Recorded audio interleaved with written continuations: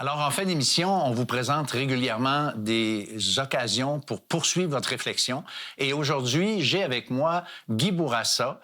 Bonjour, Guy. Bonjour, François. Écoute, je veux que tu nous parles du perron d'église. On a déjà entendu parler de ça, mais là, on s'est dit, Guy Bourassa, c'est lui qui a conçu ce principe-là, ce concept-là. Et puis, j'aimerais ça que tu nous en parles et que tu nous dises dans un premier temps, en quoi consiste le perron de l'Église. C'est quoi ça, un perron d'Église? Oui, le perron d'église, c'est un lieu de discussion via la plateforme Zoom. C'est un lieu où on peut réfléchir et échanger. C'est aussi un endroit où on peut aborder les questions d'ordre spirituel, les questions religieuses et même les questions existentielles. Et toujours dans la perspective de la chrétienté. OK. Comment on accède à ça, Guy? Sur le site Internet de l'Heure de la Bonne Nouvelle, il y a le logo, le perron d'église. Les gens peuvent cliquer et ils vont être en mesure de voir l'heure et les dates de rencontres Zoom qu'on a. Et aussi, ils vont avoir le lien pour se connecter et participer en direct aux discussions. OK. Puis là, il y a une édition spéciale. Le perron d'église existe en lui-même, mais là, il y a une édition spéciale HBN, l'heure de la bonne nouvelle. Oui, c'est ça, une édition spéciale pour que les téléspectateurs puissent avoir l'occasion de vous rencontrer. Les animateurs et les différents intervenants vont venir à tour de rôle et les gens vont pouvoir discuter avec vous et pouvoir échanger. Et ça va être vraiment formidable de pouvoir connecter avec les gens. OK. Puis c'est quoi le concept derrière le perron d'église? Le concept, c'est qu'on veut que les gens soient sur le perron d'église. C'est-à-dire qu'on n'entre pas dans les églises. On ne va pas dans l'église catholique, on ne va pas dans l'église protestante. On reste sur le perron d'église. Et ça nous fait un lieu de discussion qui est neutre. Tu sais, si on est au dépanneur ou à l'épicerie, tu veux parler de Dieu, tu as l'air bizarre.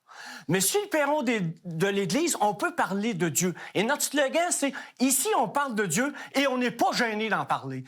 Donc, c'est un lieu de discussion qui se veut neutre. OK. À qui ça s'adresse fondamentalement?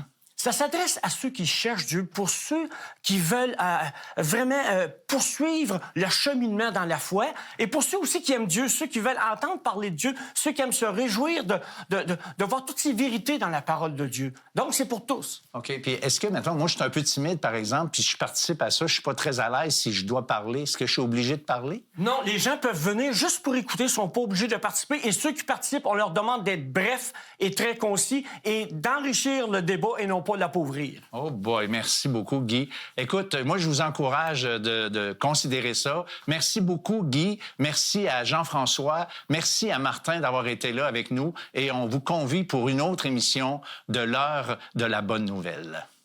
Et puis là, on est motivé au bout, tu sais, puis là, on commence à faire des changements dans notre vie et tout ça. Puis là, tout d'un coup, on se rend compte, ça n'a pas réglé le problème. Le pattern revient tout le temps.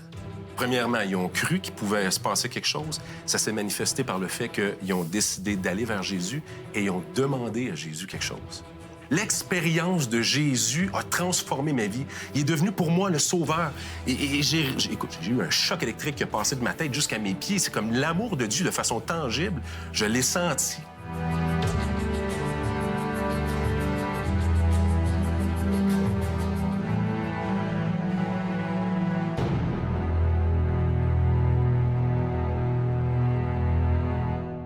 Ceci était une émission payée par l'Heure de la Bonne Nouvelle.